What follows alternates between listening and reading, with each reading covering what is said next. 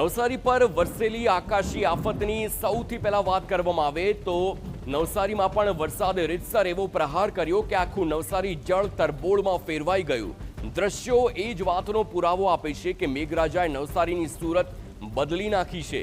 પાણીએ નવસારીથી લઈ પોતાના કબજામાં નવસારીને લઈ લીધું છે અને પૂર્ણા, અંબિકા, મીંઢોળા સહિતની નદીઓમાં ઘોડાપૂરની સ્થિતિ છે।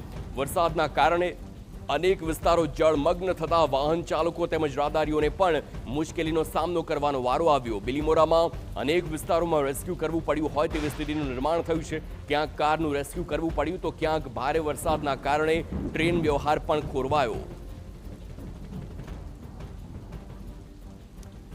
તો આ પ્રકારની સ્થિતિ અત્યારે નવસારીની જોવા મળી છે। સુબીર, તાપી, ડોલવણ, વાલોડ આ તમામ જે નદીઓ છે ગઈકાલથી જ પડી રહેલા વરસાદના કારણે અત્યારે સપાટી તે સ્થાનિક નદીઓનું વધ્યું છે।